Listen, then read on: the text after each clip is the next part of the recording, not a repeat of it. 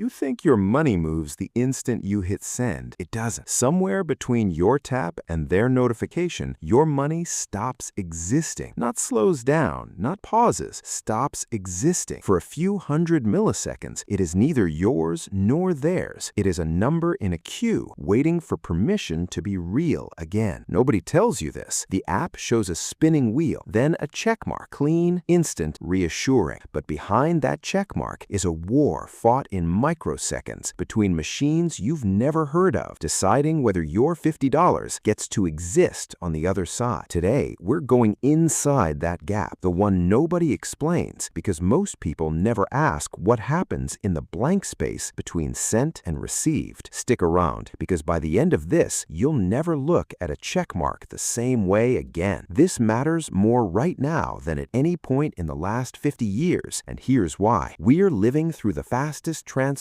of financial infrastructure in human history. Real-time payment systems are rolling out globally. India's UPI processes over 10 billion transactions a month. Brazil's Pix has more active users than the country's entire banking system 5 years ago. The US finally launched FedNow in 2023, decades after other countries had already moved on. Everyone is racing toward the same promise: instant money. Send it, they get it done. But speed is a costume. Underneath it, the actual plumbing of finance is older, slower, and far more fragile than the marketing suggests. And the gap between how fast it feels and how it actually works is where the real story lives. Because here's the uncomfortable truth. Your money was never really yours the way you think. It's an entry in a ledger, backed by a promise, verified by a chain of institutions that don't trust each other very much. And every transfer is a negotiation between those institutions, happening at a speed just barely faster than you can notice. Let's slow it down, frame by frame. You open your banking app. You send $50 to a friend. The first thing that happens has nothing to do with money at all. It's authentication. Your phone confirms it's you. A fingerprint, a face scan, a password hashed and compared against a server thousands of miles away. This takes maybe 80 milliseconds, faster than a blink, but it's already the first checkpoint in a system built entirely around suspicion, because the system doesn't trust you yet. It trusts your device, your session token, your IP address pattern. It's checking, is this actually the account holder, or is this a stolen phone in a different country trying to drain an account before anyone notices? Assuming you pass, and you almost always do, silently, without knowing the check happened, your request moves to your bank's core system. This is where it gets interesting. Your bank doesn't actually have your $50 sitting in a digital vault with your name on it. What it has is a ledger entry, a line of data that says you're owed $50 by the bank. When you send money, you're not moving currency. You're asking your bank to reduce its promise to you and increase its promise to someone else, possibly at a completely different bank. And here's the part that surprises people. Banks don't just email each other saying, "Hey, pay this guy." There's no direct line between your bank and your friend's bank. Instead, there's an intermediary system, a payment rail that both banks have agreed to trust. In the US, it might be the ACH network or a card network like Visa, or a newer real-time rail like RTP or FedNow. In India, it's the UPI switch. In Europe, it might be SEPA Instant. Different names, same core function. A referee that both sides agree to believe. This referee does something almost absurdly bureaucratic in the middle of what feels like instant technology. It checks, does the sending bank actually have the funds it claims to have? Is the receiving account real and active? Is this transaction flagged by fraud detection models running in parallel, silently scoring your transfer against thousands of known fraud patterns in real time?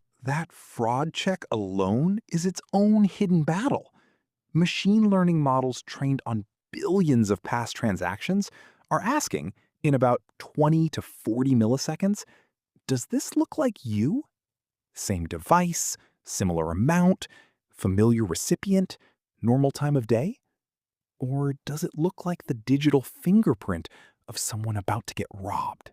If the algorithm hesitates, even slightly, your transfer can be quietly held, not blocked, held, reviewed by another system, sometimes for a few seconds, sometimes for hours, without ever telling you why. You just see the spinner a little longer and assume it's your Wi-Fi. Assuming everything passes, the payment rail sends a message, not the actual money, a message to your friend's bank. The message says, in essence, the sending bank has authorized this. Credit the account. Your friend's bank makes its own decision here. It could wait for actual settlement between the two banks before releasing the funds. Or, and this is where instant payments get their magic trick, it fronts the money. It credits your friend's account immediately, trusting that the real settlement, the actual movement of reserves between banks, will happen later. This is the moment your friend sees the money appear. It feels instant because for them it is, but underneath, the banks haven't actually settled anything yet. They've just agreed to pretend they have, because the alternative, waiting for full settlement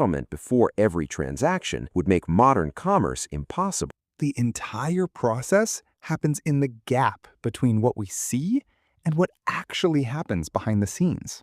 And here's the reveal, the uncomfortable math nobody puts in the marketing brochure. Real settlement, the actual movement of reserves between banks, the actual accounting, doesn't happen in milliseconds. It happens in batches, often overnight, sometimes not until the next business day. What you experience as an instant transfer is actually two separate events wearing one costume. There's the notification layer, fast, flashy, built for your dopamine, and there's the settlement layer, slow, bureaucratic, built for accountants. The entire feeling of instant money is a UI illusion sitting on top of infrastructure that still, in 2026, largely settles in batches. And this gap between apparent transfer and actual settlement is exactly where risk lives. If your friend's bank credits the money and then hours later discovers your bank didn't actually have sufficient funds, or the transaction was fraudulent and gets reversed, someone is left holding a loss. Usually it's the receiving bank. Sometimes it's the merchant. Occasionally, in edge cases, it's you, weeks later, watching a final transfer get clawed back with a vague explanation. This isn't hypothetical. It's the exact mechanism behind chargebacks, behind fraud reversals, behind that unsettling feeling when a payment says completed but somehow still gets disputed a month later. The system let you believe something was final before it actually was. Now here's the part that should genuinely unsettle you. This entire multi-layered dance, authentication, fraud scoring, ledger updates, rail messaging, provisional crediting, happens for a single payment. Now multiply that by roughly 700 million transactions processed daily just through Visa's network alone. Add UPI's 10 billion monthly transactions. Add every ACH transfer, every wire, every tap of a card. Every single one of those runs its own miniature negotiation of trust at scale, continuously, without pause, 24 hours a day. And if any single layer in that chain slows down even slightly, a fraud model getting overwhelmed, a rail experiencing latency, a bank's core system lagging, the backlog doesn't just delay a few transfers, it cascades. It's the financial equivalent of one slow driver causing a 10-mile traffic jam, except the cars are worth someone's rent money. This is why occasionally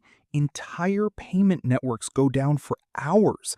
And suddenly, millions of people can't buy groceries, can't get paid, can't move money that, in their minds, was already theirs to move. It happened to a major UK bank in 2023. It happened to a US regional processor in 2024. Each time, the public reaction was the same. Shock that something so instant could simply fail. But it was never actually instant. It was always fragile. We just never saw the fragility because the interface was designed specifically to hide it. Let's contrast the hype with the reality, because the marketing language around payments is some of the most carefully engineered language in tech. Instant, real-time, seamless. These words describe the experience layer, not the infrastructure layer. And that distinction is doing enormous, quiet work. The hype says money moves at the speed of light now. Banks are modernizing. Blockchain and instant rails are eliminating friction. And in fairness, some of that is genuinely true. Real-time rails are faster and more resilient than the old systems they're replacing. But the reality is that instant mostly refers refers to notification, not settlement. The actual transfer of value between institutions is still governed by risk management processes that are by design cautious, batch-oriented, and slower than the marketing suggests. Banks aren't lying to you exactly. They're just letting the interface tell a cleaner story than the plumbing actually supports. There's a quiet irony here worth sitting with. We've built some of the most sophisticated fraud detection and risk modeling systems in human history, genuinely cutting-edge machine learning, running continuously, protecting trillions of dollars in daily flow. And yet, the entire apparatus exists to preserve an illusion that money, something fundamentally slow and cautious by design, should feel instant and weightless to the person using it. We didn't make money move faster. We got extremely good at hiding how slow it still is. Now, zoom out, because this isn't just a story about your Venmo transfer. This is a story about how modern life is quietly dependent on trust systems most people have never examined. Every payment you make is a small act of faith in a chain of institutions you'll never meet, running software you'll never see, making probabilistic judgments about whether you're really you. Multiply that by every human on a real-time payment network moving money at all hours, and you start to see the actual scale of what's being coordinated continuously, invisibly, every single day. And as more of the world moves toward instant, always-on payment rails, the pressure on that hidden infrastructure only increases. Every new user, every new country adopting real-time payments adds more load to systems that are still, fundamentally, built on batch settlement and layered trust. The interface keeps getting faster. The foundation underneath hasn't caught up nearly as much as most people assume. There's also a deeper risk that rarely gets discussed. As fraud detection systems get better at spotting anomalies, they also get more aggressive at holding, delaying, or reversing legitimate transactions that simply look unusual. Send money at an odd hour to a new recipient in a slightly larger amount than normal. You might get held for review, guilty until proven innocent by an algorithm that will never explain its reasoning to you. We built systems fast enough to feel invisible and cautious enough to occasionally treat you like a suspect, and most people experience both extremes without ever understanding why. So, the next time you send money and watch that checkmark appear, remember what actually happened in that gap. Your identity was silently verified. A fraud model scored you against patterns you'll never see. A referee system passed a message between two banks that don't fully trust each other, and your friend received a promise, fronted in good faith, that the real accounting would catch up later. All of that compressed into a blink, which raises the question worth sitting with long after this video ends. We've spent the last decade optimizing the feeling of instant money, while the actual mechanics underneath remain cautious, layered, and occasionally very fragile. So what happens when the world becomes so dependent on that feeling of instant trust that the moment the illusion cracks, even briefly, we finally have to confront how much of our financial reality was built on machines quietly agreeing to believe each other just fast enough for us never to ask?